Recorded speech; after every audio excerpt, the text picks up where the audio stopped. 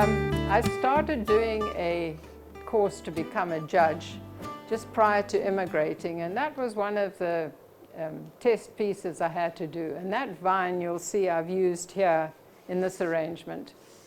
The title was Every Couple is Not a Pair, so I thought of cheese and wine. So you can see the color of the roses, and that's a burgundy leaf from a shrub up at the top. And they were two nice containers, just a bowl and then this cylinder, which I thought kind of gave the idea of a wine bottle. Okay. This was another international show I went to, and this was in South Africa on the coast in Port Elizabeth. Spaces and areas of accent. Again, I used that container and some more vine. These large pieces here are actually fronds from a palm tree. The wide part is where it's attached to the trunk, and then the long part is what the stem that goes out, and the leaves are beyond that. Those were huge. And I got them when they were fairly green off a palm tree. And what you do is you wrap them around a tree trunk, and pantyhose are fantastic for tying them on. And then you let them dry, and you get these beautiful curled shapes when they dry. And unfortunately, when we moved here 18 months ago, we were moving to a condo, and I knew I didn't have room for those pieces. So I just had to donate them to the local restore, and I don't know, I hope somebody took them and they didn't end up in the dumpster. This is the same show. I did well in this show. This was Gifts of the Tides, and it was done in a flat, just a very shallow glass dish, the shape of a plow disc, and I had two of them.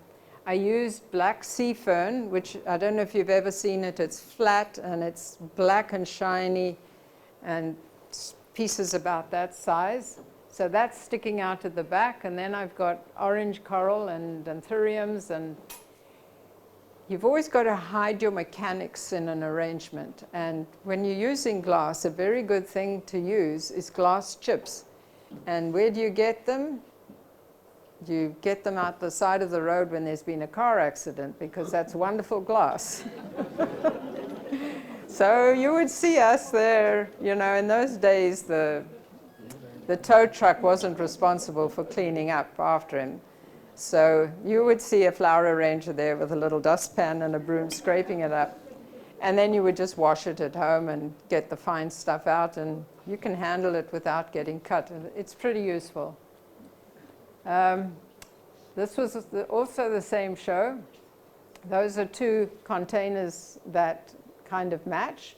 They both have holes in them, so I could do the arrangement going right through them. And those were smaller palm fronds that I had twisted up.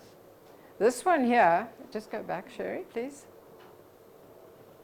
This one here, that is what is called a saddle palm, the brown. And I had slit it down the middle, and it's beautiful, thick, shiny brown. It just looks like leather, and the shape of it just gave you that feeling of a saddle. So I slit it in two, and then the fan palms, you can't see it too well in the picture, but here the fan palms interlock like that. So that was my hand in hand. This was very interesting. I had been in Canada for 12 years. I had done no flower arranging in this country. And I heard that the World Flower Arranger Show was going to be in Toronto that year. And this is a show that happens every 3 years. And basically, it's called the Olympics of Flower Arranging. So I thought, what the heck? I want to enter. So I joined the local horticultural society because I had to have a hort membership. And I did my arrangements down there. And I got the third prize, which was quite amazing. I was absolutely thrilled with it because I was competing against people from around the world. And Rhodesia, Zimbabwe was a good country for flower arrangers. But then there was South Africa, there's Britain, Australia, New Zealand. They're all very, very talented. And these arrangers fly all over the world to come and exhibit and compete at these shows.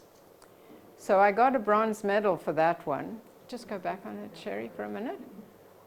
And the container I'm using, a friend of mine said, well, I've got this beautiful glass carafe, but it's broken. It's got a hole in it. And it had a hole this size in the side of it. And I thought, oh, perfect. So I tried to do the illusion of something that's sitting at the bottom of the ocean.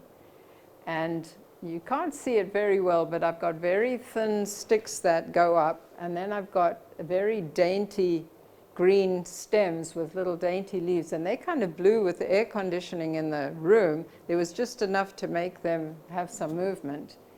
And the lily at the bottom was like a starfish. There was some sea fern coming out the bottom.